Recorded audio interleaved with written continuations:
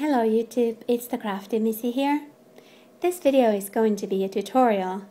I'm going to show you how to make this really cute patchwork cell phone pouch.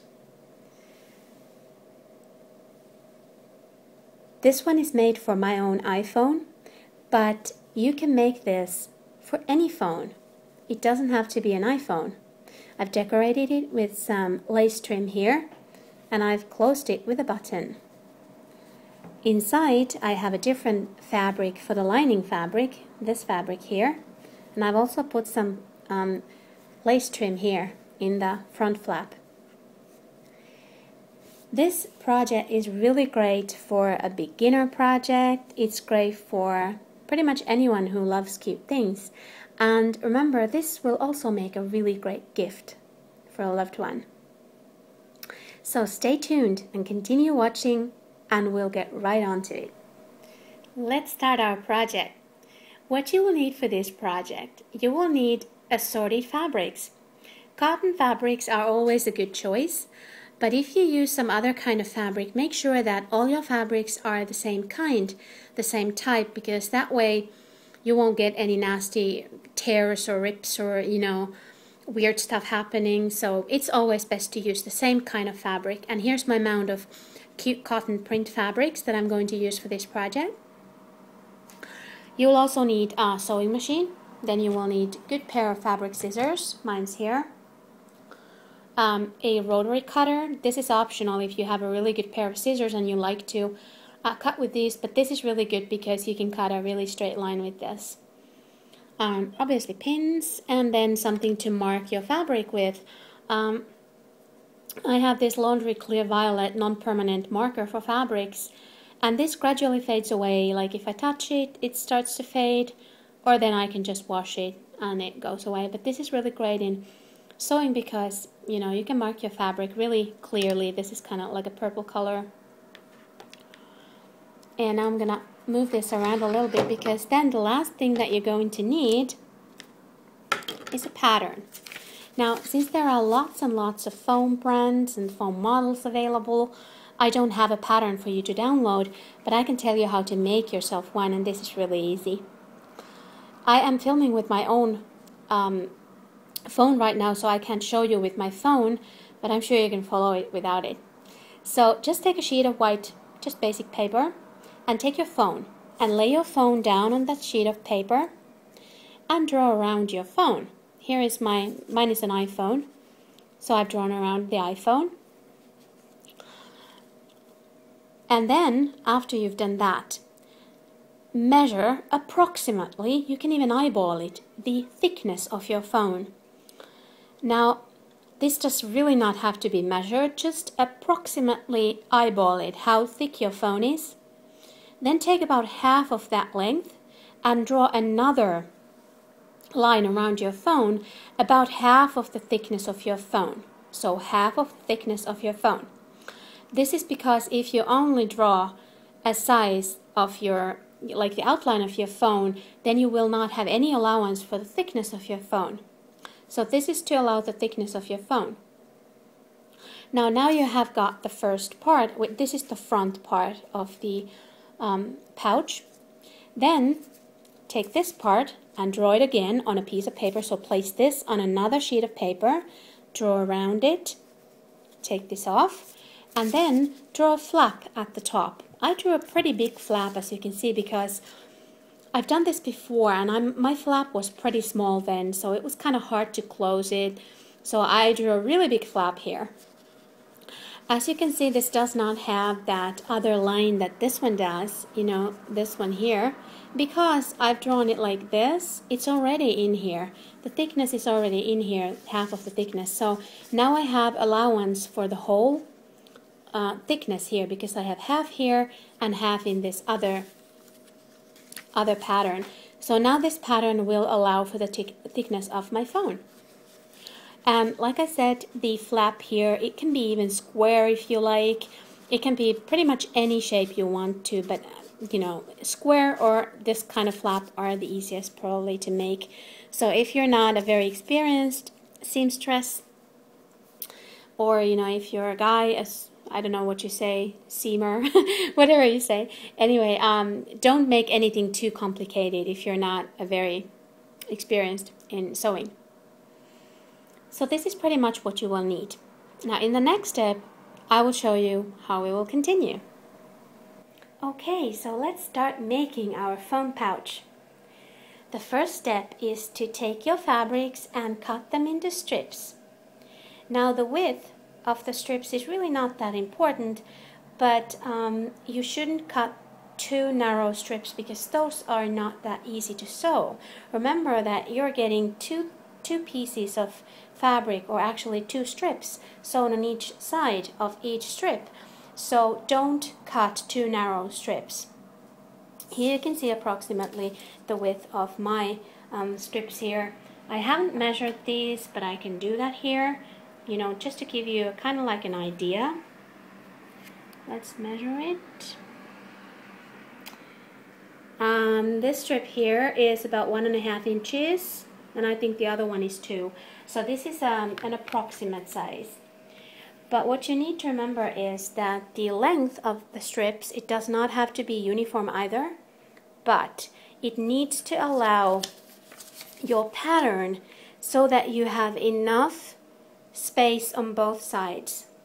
Because in patchwork pieces which are full of seams, you really kind of, the seams sort of eat the fabric, and this will end up being a lot less than you actually think.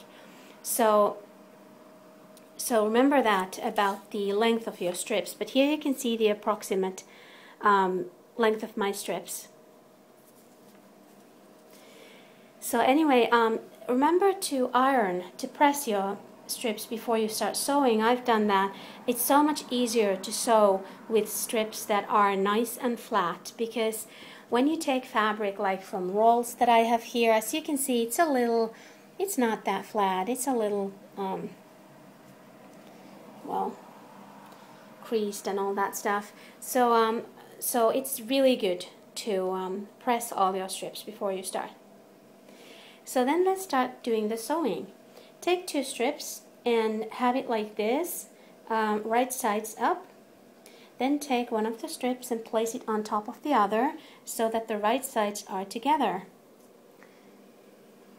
And then sew along this one of the edges here, leaving a little seam allowance. Now after you've done that, let's imagine I've sewn it now. Open it up. You can press it if you want to. If you have an iron right next to you, you can always press that. It will make your working a little bit easier. So let's imagine this is now sewn together. Then I will take another strip. Let's imagine I would like to take this one. And again, I will place it here on top of this one, like this. And then I would again sew right along this edge here. And then I would again open it and put another strip here, and so forth.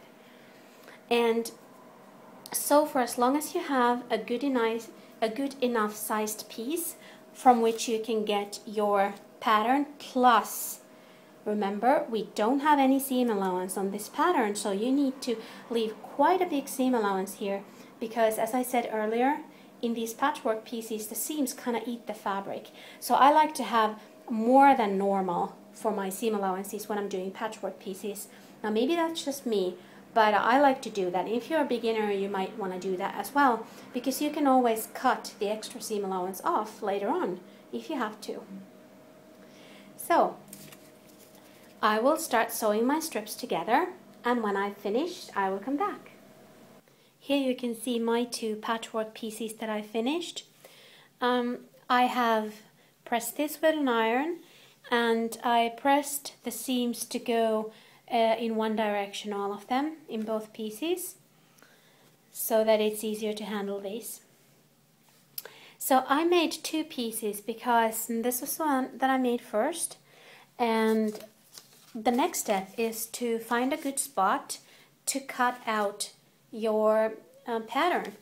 Now I was kind of measuring, I was putting this is the back piece, and I was putting the front piece here, and I was thinking this is kind of a little scant in my opinion, and that's why I made the other one, so that I can get the back piece out of that and then the front piece out of this, and I'm left with a little patchwork if I ever want to make something with it. But this way I don't have to be skimpy, and I can be sure that I have enough seam allowance for my pieces. Because, as I said before, you need to have really good seam allowances so that you won't have too small pieces, because you know all these seams here, they kind of eat the fabric. But anyway, the next step is to take your pattern pieces and take your patchwork pieces. Let me show you the smaller one, and flip it over. Or actually, before you flip it over, find a nice spot here, because obviously you're not going to catch every single spot of this fabric. Take a pattern and find a nice spot in there. Think about, do I want this one? Do I want that rose there? And just find a good spot and place your pattern there. And then just flip it over and find that same spot on the other side of your fabric and place your pattern there. Take a marker or a pen. This is the one that I showed you at the beginning of this video. And then you're just going to draw around your pattern. Now, about the amount of seam allowance that you should leave. I know that, like, is it 1/4 of an inch? That's like a regular one or a very popular seam allowance. But I like to leave more, especially with the patchwork pieces. And I think I'm gonna leave at least that much. Don't know how much that might be, even maybe 1/2 inch or more. But I'm gonna leave a lot because I can always cut it off, like I said also before. So rather cut more than too little. Make that your rule. So cut out both pieces from this your patchwork pieces. I will be doing that, and then I will return. After you've cut off your patchwork pieces, it's time to make the lining, or cut off the lining pieces. I'm using this beautiful pink fabric for my lining, and I have here both patchwork pieces, and I'm going to cut these off from this lining fabric. Now, the reason why I don't do this with the patterns is that this way I get a better match, because I simply drew the seam allowances just with free hand. So this way, if I follow the lines here, I will get an exact match, and that's exactly what I want. So I'm going to place both pieces here, and then I'm going to cut them off of this fabric, and you don't have to add any seam allowances, by the way, because they are already included in this piece. So I will do that, and then I'll come back to continue. So now I have cut out all my pieces. I have my back piece that is patchwork, and my front piece that is patchwork, and then I have my lining fabrics, the front piece and the back piece. And the next step is to sew the lining fabrics together, and then also the patchwork pieces, so the outer fabrics together. And I'm going to pick this piece. This is my lining fabric, and this is the front piece. And I'm going to place it on the back piece, right sides together. And obviously, you know, make sure that I get it there really well. But right now I'm on camera, so I'll be kind of quick here. And once you have put them together, you can use pins if you want to. Start sewing from up here. As you can see, here's the flap. Approximately from up here down, leaving a nice small seam allowance here, and stopping on the opposite side in the same spot. So this part is going to be open yet, the top here, and this is the flap that we will use to close this pouch when it's ready. So from up here to here. And you will do the same with the patchwork pieces. Just put them together, right sides together, and sew from up here all around to the opposite side. And I will do that, and then I'll return. I finished sewing my pieces together. Here you can see the patchwork pieces sewn together. And what you might want to do is, after you've sewn it, you might want to cut any seam allowance that you have extra. So if you have like really big seam allowances, then just trim that a little.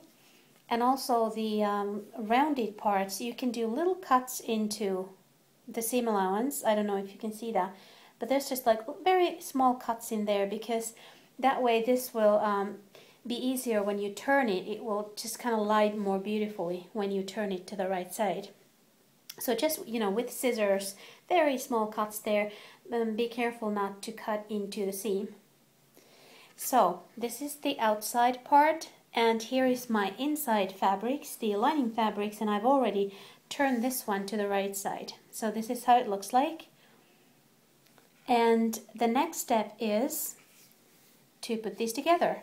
And right now you should have the lining fabrics with the outside out, you know, so that they have been turned over to the right side.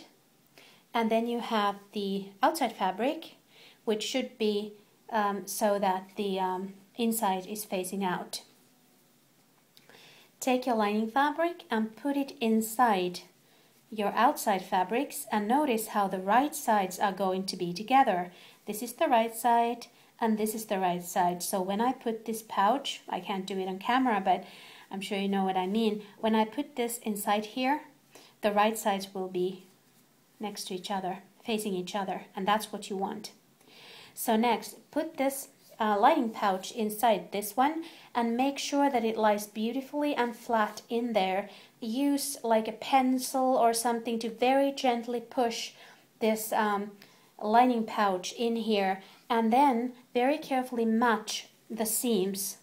Like here, make sure that they all match very nicely so that there's nothing, you know, so that it lies pretty nice and flat and there's no big bulges or anything. The main idea here is to make them lie beautifully and flat together. So I'll do that and then I'll come back. Okay, so I have now finished putting my two pouches together. This is what it looks like, and I have pinned it, and this is very important that you pin it like this so that they stay together nice and beautiful while you sew it.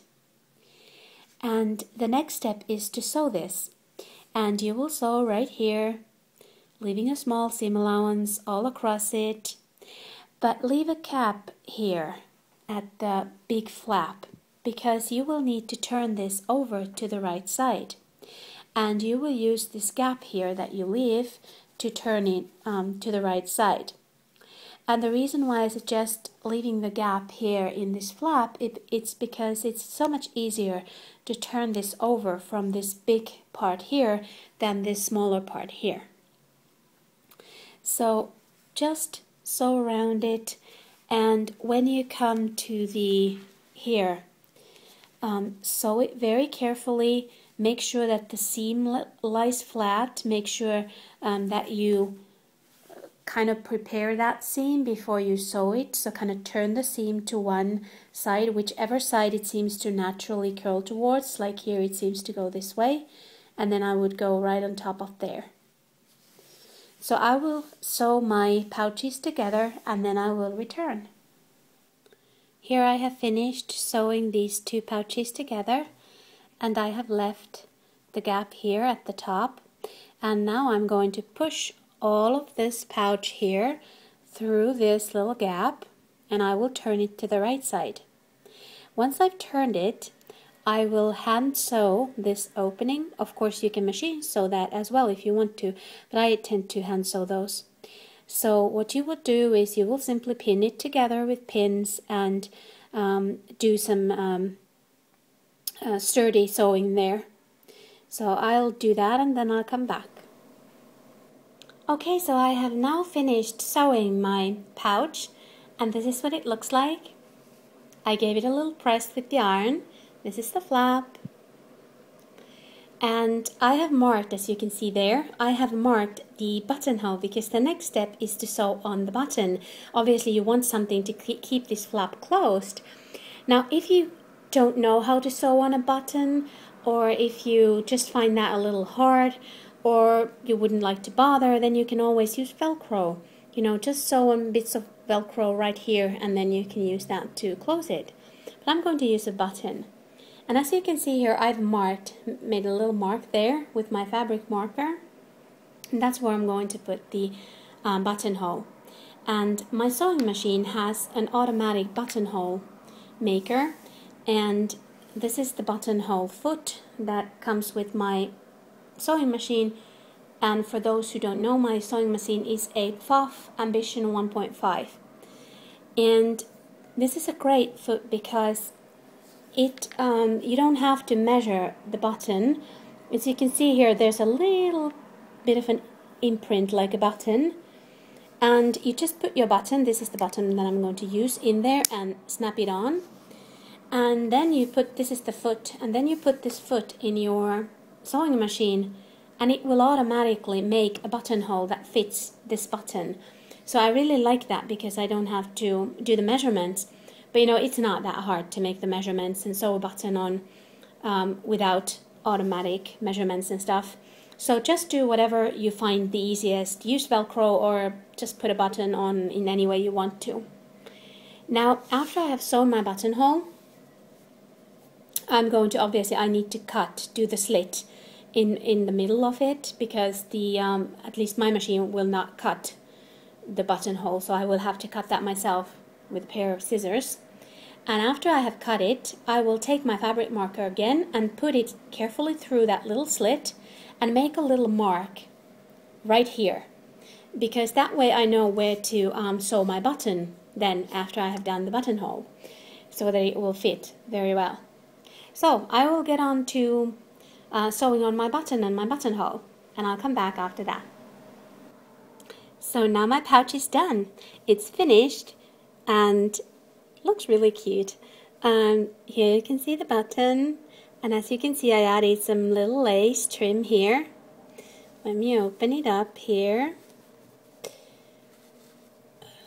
there we go, like that. So I added a little bit of lace trim here in this flap as well, and all around here.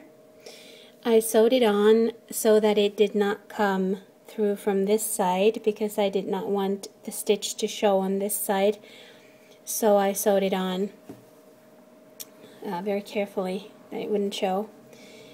And here is the button, and it all looks very nice, and I really like how this turned out. Of course, you can embellish this even more if you want to. You could sew some stuff here, but you have to remember that if you want to sew stuff here on the patchwork pieces, then you have to do it before you sew the pouches together, you know, before you sew the lining and the patchwork together. So when you have all of the pieces, all of the 4 pieces still separate, do it then, because otherwise it would be really hard to try to reach here in, you know, inside and sew it through there. So do that before you sew the pouches, together, if you want to do that. And obviously you can do this in so many ways. You can do different types of patchwork. You don't have to do strips. You could do just different, you could do like little triangles or whatever you want. But I did these stripes, and I think this is a really nice project for a beginner especially, to make something beautiful with sewing. Hope you enjoyed watching this video. Thank you so much for watching. Bye!